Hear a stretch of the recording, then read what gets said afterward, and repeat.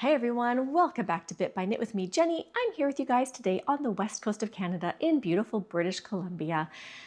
Today is the 12th? 11th. Today is May 11th. It's Monday today. We are having beautiful hot weather. It's been gorgeous outside for weeks now, it feels like. It hasn't had much rain. So today we're just wearing a cottonish t-shirt and a little cardigan and nothing really hand knit today except for my socks. I'm wearing a pair of hand knit socks. So we're just wearing things to stay cool today. You know what I realized? I don't actually have a ton of knit garments to wear in the summertime, which we're going to talk about a little bit today as well in the podcast. The one that I have, I guess I kind of have four, but none of them are cool enough to wear in hot weather. Sorry, I should say that again. I have five at least, but four of them aren't appropriate to wear in hot weather because two of them are made out of wool and the other two are actually wool linen, but they're DK weight and they just feel a little bit too heavy and warm on hot days. They're good for like transition weather and I do like to wear them in the spring when it's cooler, but it's a bit warm today. Plus, I do have those same two that are the wool linen are lace. And so I have to wear a tank top underneath them. And then that just adds more layers. And so, yeah, we're going to talk a bit more about that today, about what I'm doing to hopefully rectify that situation so that I have more options to wear in the summer. Okay, I've got sort of two finished objects to talk about today. 5, I believe, works in progresses, plus an acquisition for plans in the future that we're going to talk about at the end. We're going to start today with my one finished object, which I'm actually showing because I can't remember if I showed it in the last video or not. So I hope this isn't a repeat, but we're going to start with my Paris skirt. It's finished-ish. It looks ridiculously big when I hold it up like this, but here's my Paris skirt. It's a pattern by me and Simone called the Paris skirt. And I finished knitting it. I just need to add the elastic band to the waist. I'm actually very nervous that it's going to look pretty ridiculous once the elastic band is in. So I've held off on finishing it for that reason. I'm not confident I'm going to love it when it's all done. It's like quadruple the size that I need it to be, which is the pattern wants it larger so that when you put the elastic in, it really cinches it in and it creates like a lot of volume to the skirt, which is the plan, but it still, in my mind, isn't going to quite look how I want it to. So I haven't ended up finishing it yet, but I will get the elastic and put it in the skirt because, you know, you're not going to know until it's done. So I should finish it. I just have to go and buy the elastic. And obviously I have not woven in any ends. I'm not sure actually if you can tell, but they're all dangling here. So no ends are woven in. Elastic needs to be added. It has been washed and blocked though. So that was done. I wanted to do that before I put the elastic in just to, I actually don't really have a good reason why. It probably would have been fine to wash and block it after the elastic went in, but I did it before. Anyways, so we'll talk a little bit about it. The Paris skirt is knit in the round. It's knit with, I think actually the pattern calls for, not Surrey, but the other one, mohair. The pattern calls for mohair, but I use Surrey and mohair on mine. But you start with the elastic band, or the waistband, I should say. You're knitting it. It's not based on width. It's actually based on stitches. She tells you how many stitches to cast on for the elastic band. And it actually is written in stockinette stitch, but I did mine in a 1x1 rib just to make it easier for when you fold it over, because you are knitting it to a certain length, folding it over and attaching it so that you can fit the elastic band inside of that. And I just have a hard time in stockinette finding those stitches to pick up and having it line up properly. So I chose to do 1x1 rib, which right there might be my problem because it does, I think, add width to a garment more than stockinette would. But anyways, that's what I did. And then after you fold it over, you're doing a few rows of stockinette in the same yarn you used to do the waistband, which is actually not your mohair yet. You're using a normal yarn just to give it a bit more durability and strength. So anyways, you do a few rows in the yarn before you switch to your mohair, and then you knit the rest in your mohair. And it is, in the pattern, it calls for 2 strands of mohair held together, but I had so much suri and mohair to use up that I chose to hold 3 strands together, which again might have been my issue for why it looks so so much bigger than maybe the pattern wanted it to or called for it. But oh well. Anyways, as you're knitting down, you're also increasing your needle size and you're also adding stitches. The pattern kind of says when to increase in stitches and when to change your needle size. And so you start with, I think you do this part in 3.75 and then you switch to 5 millimeters when you hit the part where you're adding the mohair, and then you increase to like, what was it? 5, maybe 5 points, maybe a 5.5, 6, 7, and then you jump right to 9, which creates, I think it creates a little lump here, which I can see and it bothers me. So I feel like if I were to knit the pattern again, I wouldn't drastically jump like that. I would switch to, I think there's not even 0.5s anymore once you get past 6.5. I think it's just 7, 8, 9, and 10 millimeters, unless you maybe special order them, but they don't come in my sets. I probably would have at least done 8 millimeter before jumping right to the 9 millimeter and hopefully avoiding that little lump there. But live and learn, I guess, right? In this pattern, I'll quickly talk about the pattern before I talk about the yarn.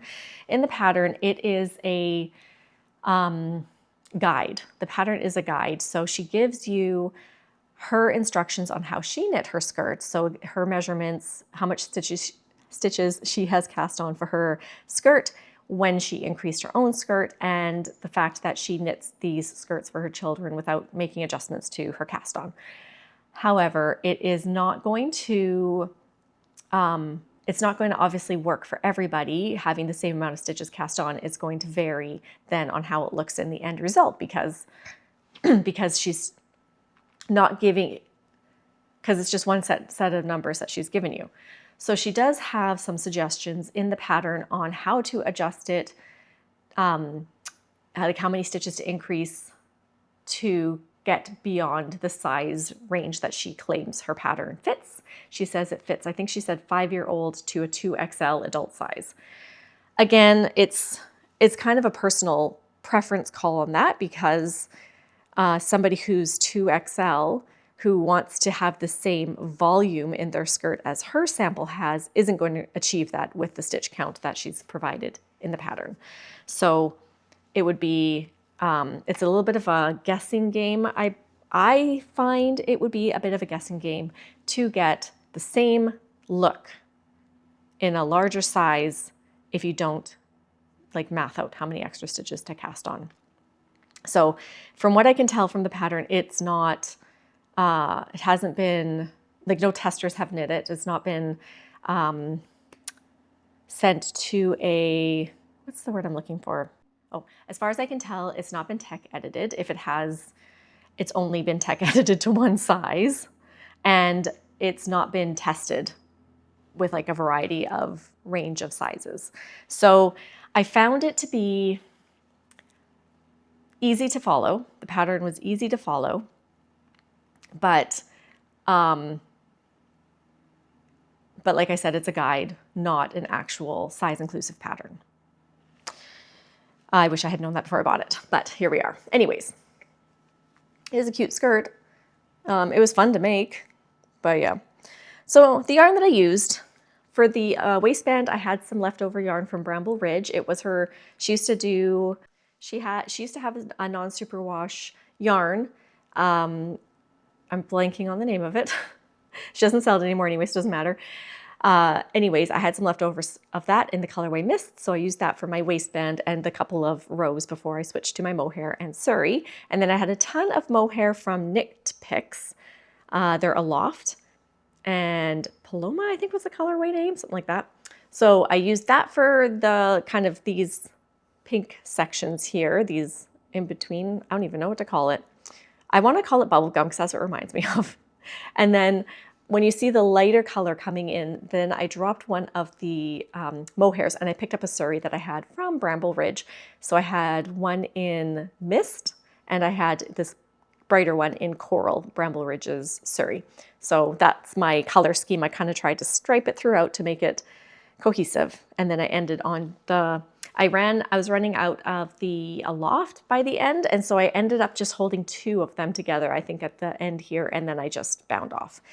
And I think I just bound off in stockinette stitch. I'm pretty sure I didn't do anything fancy. Yeah, so there she is, all done, just needs the elastic band. So hopefully I will get my act together before I record next time and get the elastic band in so I can show it. Whether or not it's going to look good, I'll still show it and decide if I want to keep it or not. I mean, it'd be a pain to frog. I would not frog it. I would maybe gift it or, you know, just donate it or something if I don't like it. Okay, so that's that one. Then my other finished object is a part 1 of 2, I guess, because it's a sock. I'm pretty sure this wasn't finished. No, I'm pretty sure this wasn't finished last time I recorded. So I do have one of my 2 socks finished here. It's going to kind of transition into works in progress as well here because I've got my second one on the needles started. I'm at just finishing my colorful stripes and it's going to be going back to that gray color here pretty soon. I'm going to see if I can find the tag for it. So this yarn I'm using for this is from Turtle Pearl. It actually was gifted to me from Megan at Bramble Ridge. She had used this yarn to make socks for herself or a family member. And then this is her leftovers. So she gave me the leftovers to make my own socks. And it is yarn from Turtle Pearl. Let's see. Okay, I can't open that without it ripping. In the colorway, What Does It Mean? And it is 75% superwash merino, 25% nylon 4-ply yarn. And it's got this beautiful rainbow stripes here with the gray in between. And I like that the rainbow gets reversed. So you start with your red, you work up to your purple, do the gray, then it starts the purple, works up to the red, and onward like that. So it's a shorty. I did toe up. The yarn that I used for the toes, heels, and cuffs is from Crafty Jack's Boutique in their Tough and Tender, which is 90% Targhee and 10% nylon, I'm pretty sure. And just this kind of plain gray color. And yeah, so toe up, and I did a 3x1 rib on the front, stockinette on the back, and then it was a 3x1 rib all the way around for the ankle part. And then I just did a 1x1 rib to the cuff, bound off in pattern. Yeah.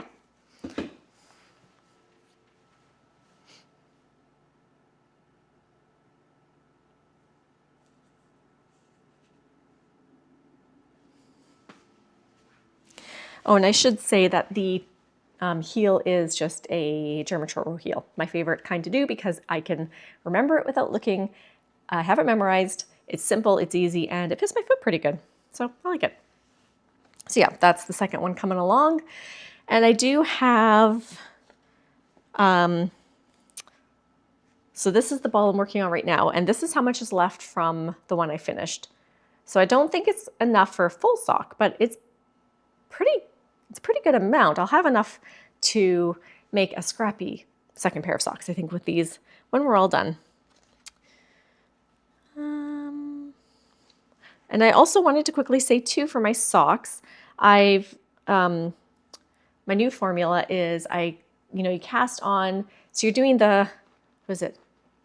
Judy's Magic Cast On or something like that to get to when you're starting the toe up. So you cast on 8 stitches per needle, and then you're increasing around till, for me, I reach, 32 per needle. So that's 64 stitches. And then I don't do any decreases for the ankle, but I'm kind of wondering if I should start because my socks usually are a bit loose around the ankle, but I just do 64 stitches all the way up. And I really like that. And it's on a size 2.25, I think. Yeah, 2.25 needle to knit those. Okay. Okay, so the next thing I want to talk about, my next work in progress, yes, is my Anacortes Pullover. My Anacortes Pullover is my next work in progress. This is a pattern by Michelle Frazetta, Mishy Fraz on YouTube and Instagram. She did she's doing a knit along for the Anacortes pattern. So she's got the pullover, she's got the socks, and I believe there's a shawl as well. And so I'm doing the sweater. I'm actually doing a very bad job about being a part of this knit along. I haven't looked at, so she's hosting it on Discord, and I haven't even looked at the Discord channel for a very long time, weeks and weeks. And I've also been really slow at getting this project done. And one of the main reasons is because it's coming into spring and summer and I want to knit summery things, not heavy winter things. And also I'm just a little nervous that it's going to not fit me quite well, even though, so I finished the body, as you can tell, body's finished. It's off the needles right now. And I did try it on and it actually fits me fine, like in the body width wise. It does, it's a bit cropped, but I did knit it to the specifications in the pattern. So I'm hoping that when it gets blocked, it'll stretch down a bit. And the armholes are fine and everything too. The neck is a little bit snug, so it fits pretty close up on my neck, but it's more like a mock neck almost, it seems, which I'm fine with. So I do need to just, I mean, I'm kind of contemplating whether or not I want to block it and decide if the body's long enough before I cast on the sleeves, or if I just want to cast on the sleeves, because I hate mid-project blocking. And chances are I'll just cast on the sleeves. I'm not actually sure if I'm showing you the front or the back. It does have short rows, but I'm actually having a hard time seeing which one's the front and which one's the back. Maybe it's like that? Yeah.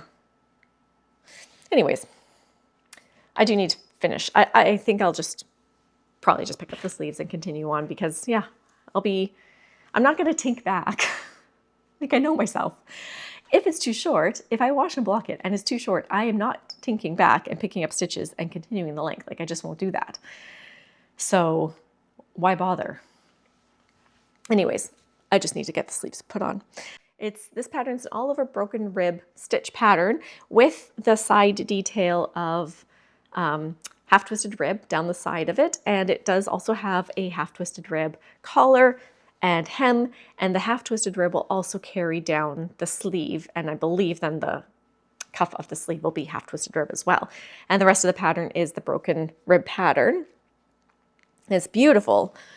Oh, and also I should say the raglan stitches are half twisted rib as well, that little detail there. It is worked top down, so you start with your collar cast on, and then once your collar's done, you're doing some short rows through the back, and then you're just knitting it down, you're connecting it, you're splitting for the sleeves, and then, yeah, just knitting in the round. So it is a pretty easy pattern to remember and memorize. I mean, you can tell where your stitches are very easily, especially on the inside, because it's like quite textured to know when you are on a purl or a knit stitch. You just have to remember if it's the broken, like which part of the broken ribs one you're on. Because like with broken rib, you're ribbing one row and then you're knitting it the next row to make it broken. And so you just have to remember if you're on the ribbed row or the knitting row. Anyways, that's the only thing. Yeah, so I'm going to bring this up close to see the texture a bit better.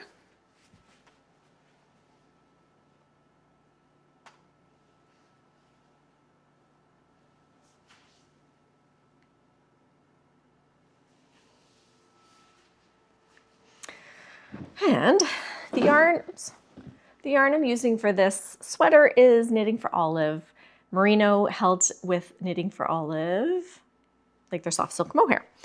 I'm almost done the third. I can't remember, I can't keep track. I'm almost done this skein of the Knitting for Olive merino, and I need to start a new skein of the mohair. Actually, what's funny about this, I was coming to the end of my mohair while I was knitting when I was doing the last little couple rows here, and I just had enough, like I had just hit the amount of inches for the ribbed detail here. Anyways, I was binding off, and I was about 10 stitches away from finishing my bind off when I ran out of the mohair. So my last like 10 stitches that I bound off are just the, come on brain, you can do this, merino. The last 10 stitches are just the merino without the mohair to get the bind off done without having to attach another ball of mohair just for 10 stitches of a bind off, so whatever. Yeah, but I just, the only thing also that I did change in this pattern was my bind off. I'm not doing, it calls for a tubular bind off. I'm not doing that when I'm holding the mohair together. Like it's such a hassle with mohair. So I'm just doing it actually is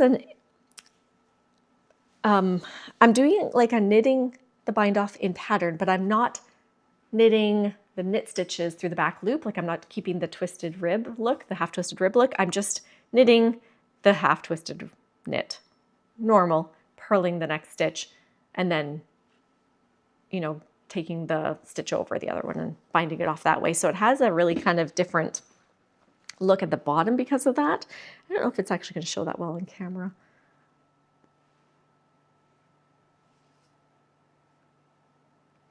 I'm not sure if that's showing it properly, but anyways, I kind of like the look of it. And it will be what I do for the arms as well when the arms are all done. So anyways, back to the yarn. The Knitting for Olive Soft Silk Mohair and the Knitting for Olive Merino is in the colorway, it's in the colorway Plum Clay.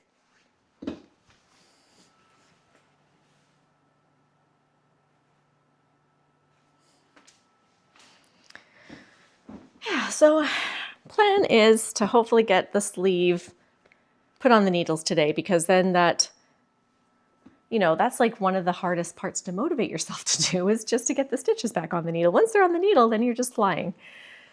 Okay, so that's that one. I don't think I did anything else. Oh, I should also say, okay, I'm doing a terrible job. For this sweater, I'm knitting the size 2, and it's going to give me a finished bust circumference of 37.5 centimeters. No, sorry, I said that wrong. 37.5 inches. And the nice thing about this pattern is it does come in a couple of options. You can do the short sleeve, you can do the long sleeved, and I'm doing the long sleeved, or it will be long sleeved when I'm done. And what else? Yeah, I think that's it. Yeah, okay, I think that's all I had to say about this one. So there we go. So my next work in progress we're going to talk about is my Melon Sweater. This is a pattern by Maya Daglon, Maya Tinks on YouTube. Again, I know I talked about this last time, but like, I'll just mention it again quick. I did put the collar on here and I'm not happy with it, so it will be removed, but I didn't do that yet. So the collar's still on. It looks kind of funky. That's fine. Anyways, this is the Melon Sweater by Maya Daglon.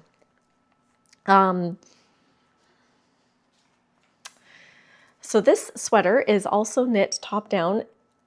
Yeah, so you're knitting this one top down, but you're going to add the collar at the end, so it's a little bit different that way. Whereas the Anacortes, you're knitting the collar and then knitting down. This one you're just knitting the body and picking up again for the collar when you're done. But it's a raglan, and it is in a long slip stitch pattern. So it actually has quite the small gauge. It was 30 stitch. No, wait. Yeah, 30 stitches by 56 rows for 10 centimeters. So it's quite a small gauge, and it's taking a long time to grow. But I think it's really pretty. I'm very close to splitting for the sleeves, which I'm pretty sure actually didn't do much progress since my last episode, because I think I was at that point last time too. Maybe a bit of length since then, but not much. I haven't really touched this one in a little while because, again, it's coming into spring and summer, and I don't want to knit on these heavy, you know, fall winter garments. But here we are. I kind of put myself in a little position for that, didn't I? And I'm not I'm not the type of person that can put a project down for months and then come back to it in a different season, because I will forget where I am. I will lose my place, and it will be so much harder for me to pick it up and start again. So I usually just keep knitting on it, or I will never come back to it. I'll frog it. So I don't want to do that with this one. I think it's pretty, and I do want to finish it. So I do need to pick it up again so I don't forget where I am and lose motivation on it. I'm knitting the size 2 in this, and also this one also does come with the short sleeve and a long sleeve option. I'm going to be knitting the long sleeve option for it. Size 2, which gives it a 33.5 inch bust measurement, which is 0 ease for me. You are knitting it on 4mm needles, but it's such a small pattern that for all the extra, like for your collar and cuffs and everything, it does tell you to size down to 2.75mm needle to meet that gauge and not make it look funny. And this collar was knit on 2.75mm needles, and it's still like flopping over and looking funny.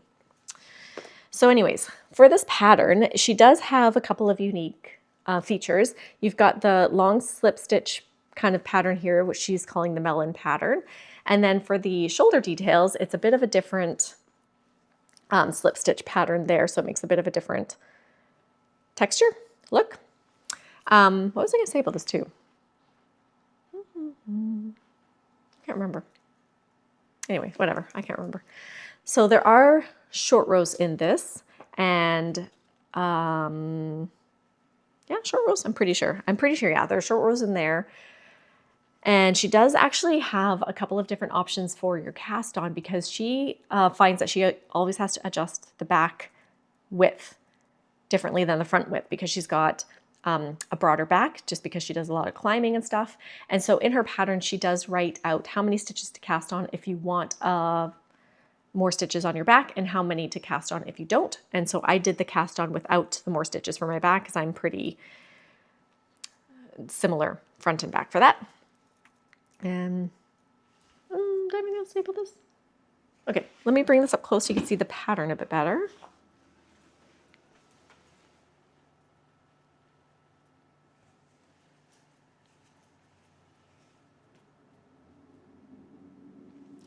And I would call this very similar, and maybe it is a style of mosaic knitting, because it's got the one color at a time that you're working with as you're knitting it. You're not ever carrying one color and like knitting with the two, you know what I mean? So it's I would say a mosaic style of knitting. The yarn that I'm using is Tin Pure Gint, which is from Sandus Garn, and I think it's 100% Norwegian wool, and it's just a fingering weight yarn, holding it single. I don't remember. Okay, let me see. I don't know if they have names, but this one is, this one says 4672. I should be wearing my glasses for this, but here we are. Whoops. This one says 4623. I'm not sure on those color names, but yeah, okay. That's all I have to say about that one. Not much progress on it. Now, I have two new cast-ons to share with you guys today. I think I'm going to start with my husband's one, because I've been talking about this one being a potential for a while now, and I've finally cast it on. I've done a pretty good amount of it so far. You know what? I want to actually talk a little bit about my process before I show the item.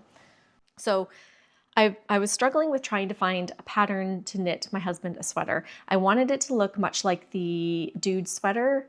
I'll put a picture here. I can't remember who the designer is, but I wanted it to be like the dude sweater, but I didn't want to knit the dude sweater because the dude sweater is knit from the bottom up, plus the sleeves are knit from the cuff up, and you're doing a lot of seaming, and I don't really enjoy that method, especially when it's for somebody else.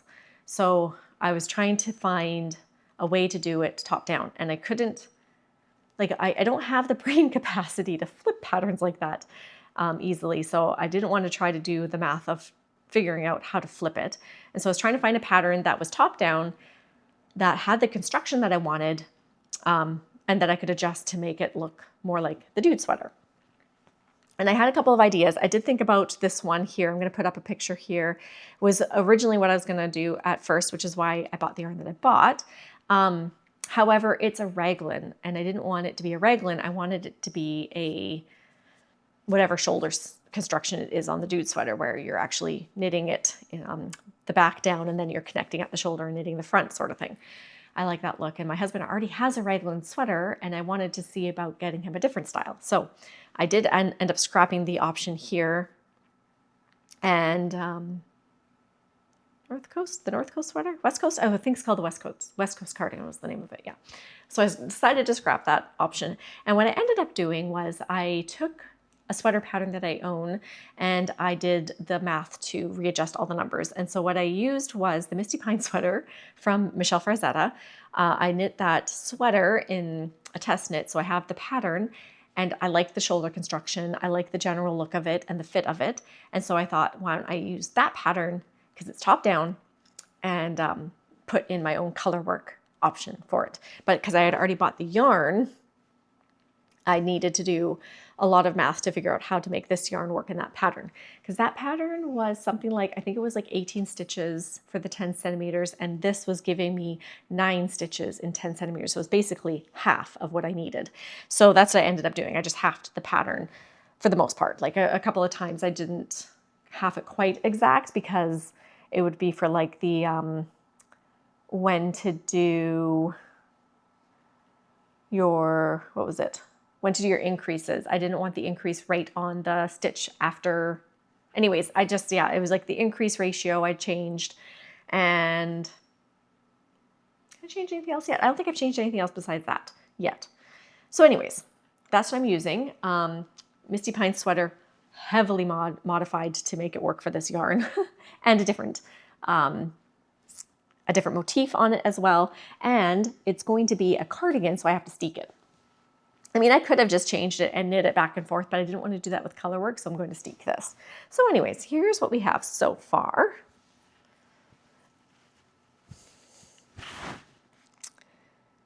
I've knit, so for this one, you're starting with the back panel. You're knitting the whole like back panel, doing the armhole shaping, and then you pick up at the shoulders to knit the front panels with your shoulder and neck shaping as well. And then once you get it to the depth that you need for the armholes, you're joining in around and knitting it down. You will notice probably here I've got my steek stitches, so this is not how it's going to look in the end. It's going to get steeked, and I finished, well, the first part of the color work that I know that I'm doing. I created a color work pattern based on Star Trek. My husband's a big Trekkie fan.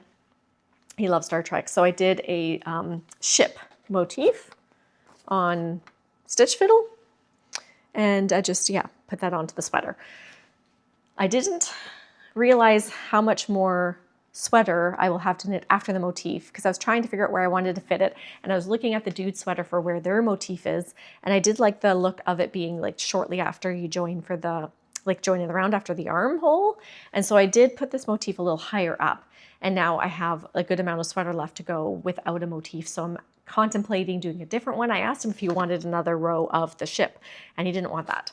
So the other thought is doing comm badges at the bottom, but I tried doing a comm badge motif and I didn't like it, so I have to go back to the drawing board. Anyways, we'll see. It might just end up with no other motif. And I'm also trying to work out how to make pockets in this as well. There is a website that I found that explains really good detail about how to add pockets.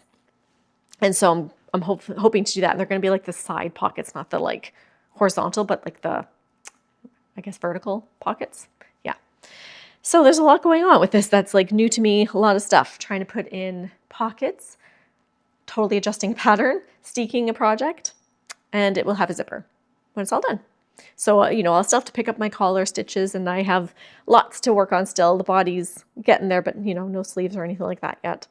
And I had to do a lot of try-ons with my husband to make sure that it was going to work and fit so far. And so far, so good. So we'll see. I'm hoping it'll work out. So yeah, you can kind of see the ship coming in there. Hopefully it's obvious. I should have done a few more rows so I could show the ship a bit better, but that's where we're at right now.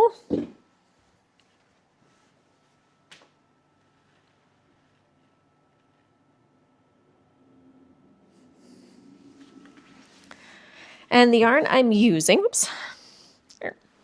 Oh yeah, and because, okay, so when I bought this yarn, again, it was with the intention of doing the West Coast cardigan. And so I bought the amount of yarn that pattern called for, but there was a lot more color work on it than what I'm doing for this one. And so I do think I'm gonna need to buy at least one more, maybe two more of the plates of this one. I definitely have enough of the black, but I don't think I'm gonna have enough of this one.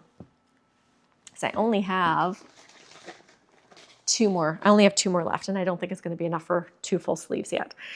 So anyways, the yarn I'm using is from Briggs and I keep dropping that. It's from Briggs and Little. It is their country roving. So it's like 5 strands of roving that you're holding together, and it does make it so it's more stable and durable. I haven't broken it too many times yet, and usually when I'm breaking it, I'm breaking one of the strands, not all 5, because it's more sturdy when you're holding the 5 together. But it is like a roving, so there's no twist to it. Let me see here. I think it's all natural colors too. I don't know if they have color names. I'm not seeing any on the package. Oh yeah, sorry. This one does say black on it. So the contrast is black. And then the main color says medium brown. Medium brown for that one. which is funny because I wouldn't call it, I don't know, I wouldn't call it a medium brown myself, but whatever. Anyways, there she is. It'll be my like piece de resistance or whatever this year. He better like it. I know he does. He loves it actually. He's very excited for it. Okay. And I haven't actually touched this also in a little while because I just, like I keep saying, I don't want to knit hot. I don't want to have like hot woolly things on my lap knitting right now. It's too warm outside. Okay. My last work in progress, yeah, I think I said that right, that I want to talk about is a tank top. This is what I've been spending a ton of my time on because I just want to knit cool, like hot weather items right now. I think I just need to figure out what's going on with my cords right now. Okay, that's not on anything. Okay, so this is my Coco Loco tank top that I'm knitting. This is a pattern by Twin Stitch Designs. I actually knit the Coco Loco t-shirt, yeah, last year. And so I was a test knit for that one. And so as a thank you for test knitting, she offered one of her patterns for free. So I picked up the Coco Loco tanks that came out at the same time and I didn't end up test knitting this one. Anyways, Coco Loco tank. So this is knit top down. This is knit top down. You start with your back panel. You're knitting your back panel to the length that it needs to be with your shaping around your armholes, and then you're picking up at the shoulders to knit down your front panels, shaping the shoulders and the neckline, and then joining in the round. And you're also doing your neck and your armholes in half twisted rib, and you pick that up afterwards. So I've done the neck and armhole half twisted rib already because I just wanted to get that done. And I'm back to knitting in the round. Yeah, I finally joined in the round, I should say, and now I'm just knitting stockinette stitch in the round. It is going to take a while to knit because it is on fingering weight yarn, so I'm just like that far from the armpit. There's lots to go still. And I'm just about to attach my second ball of yarn. So this is actually good timing. I don't have a huge ball attached right now. Whew. Yeah. Let's see, I am knitting the size 2. I'm knitting the size 2 in this pattern, and it is for a finished bust circumference of 34 inches. So it's pretty much zero ease for me then. I'm not going to do any waist shaping because I learned my lesson with the mixed rib cami. Doing some waist shaping doesn't work for me. So no waist shaping. Actually, I'm not sure if it even includes waist shaping, but you can always add it, I guess, but I'm not going to. And I'm also not adding the stripes in the pattern. It has striping after you join in the round, and I'm not going to do the striping because I do have enough of this green yarn to do the whole thing without the stripes. I'm so bad at telling this information, but for this pattern, you are knitting it on 3.5 millimeter needles for the body, and you do 2.75 for your cuff and, arm cuffs and all these things, the half twisted rib parts. And so for this pattern, I'm using Sanda's Garn Tinline for my yarn in this green color, and it's number 9564. I'm just holding it single. It's a mix of like cotton, linen, and viscose, I believe. But yeah, I really like the color. So let's bring this up close.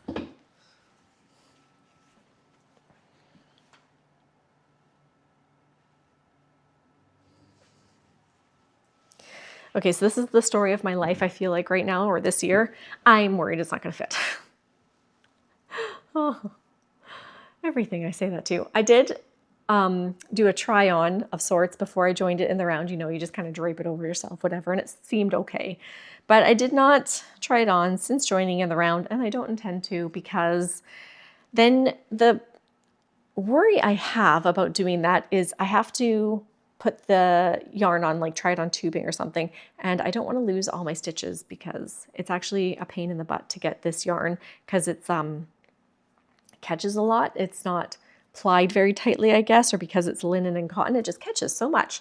And the join here, they're always catching here. And then I did have to put it on, try it on tubing when I was holding some stitches. Yeah, because I had to hold some stitches. And it was not fun to get it onto and off of the try it on tubing. So I don't want to do that to try it on. So so we're not gonna. I do want to note, I'm using my Lantern Moon needles. This is the first project I've been using them on. So while I like the needles, I don't think I will use these again for a summer yarn because they are swivel needles. So that's really nice. They do swivel. But because of that, the join here is not very like smooth. And the stitches keep catching here. And it's a pain in the butt to move my stitches over this join as I'm knitting. And I did consider putting them on different needles, but then it could change your gauge. So I'm just gonna suffer through and finish it with these needles. And I'll have to remember not to use these needles for summer yarns where the twist isn't that, like where it just untwists on itself and it's easy to catch and split and stuff. I did try a swatch on normal yarn, which I'm going to show in a minute, and it didn't seem to catch. So I think just like any woolly thing that has a better twist isn't going to be a problem. It's just those summer yarns that don't have that twist and that split easy. So anyways, little tidbit there.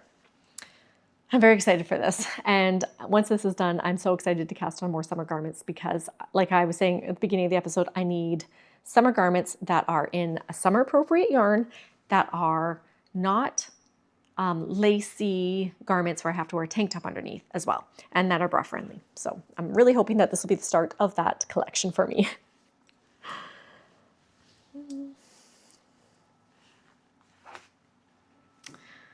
Okay, so that is all my works in progresses that I need to talk about today. I think that's actually all my works in progresses anyways. I didn't touch the blanket and it's fine. I do have an acquisition and I'm gonna just explain first why. I wasn't intending on getting an acquisition, but as I've said in the past before, I do work for Megan at Bramble Ridge, and I'm going to be helping her out at Knit City, Calgary, I'm pretty sure.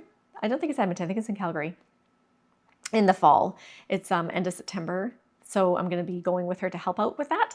And so we always like to make a fun project together to wear while we're there. And so we decided on a project from Andrew Mowry. It is her flock vest, the flock vest by Andrew Mowry. I'll put a picture up here. And so I had to get yarn for that. So this yarn was gifted from Megan at Bramble Ridge, and it is a new colorway that she has right now called Cerise. This is on her DK. She does have the colorway on her fingering weight as well, but the pattern is for DK. So I'm actually, it is a striped vest, and I do have 2 more colors that I need to pick out to go with it, but this is going to be my main color. The Cerise, bright, vibrant pink. Beautiful.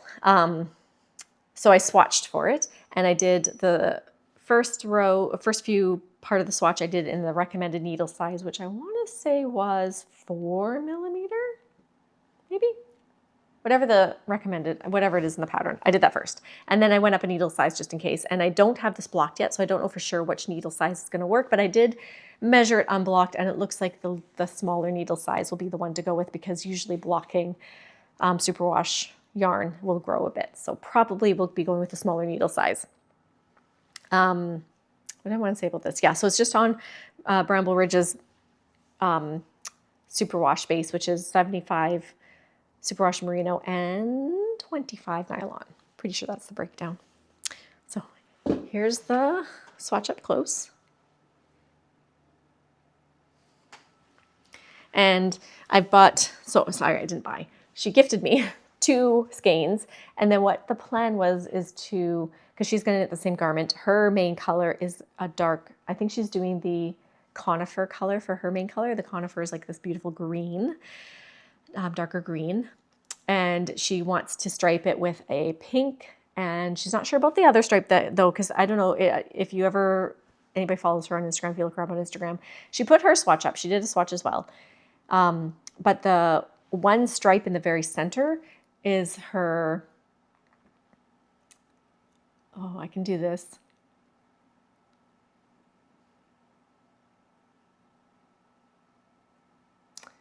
I'm blanking on the name. Anyways, it's a light green color, very light, beautiful green color. But in her swatch, it wasn't showing up as a green color. It looked more white. So she decided to scrap that, and she's going to go with a different color instead. But I thought that color might look good for this, because if you do the bright pink and then you put that kind of light green as your main first stripe, and then the middle stripe can be a different color, I think it would show up. So I might ask her for that one. Anyways, so that's all for my acquisitions, and I'm going to cast that on hopefully pretty soon so it's ready in time for Knit City. Okay. Okay, so that's all I have for today. Yeah, that's all I have for today. Thanks for joining me, you guys. I hope you have a great day, and I will see you in the next one. Bye.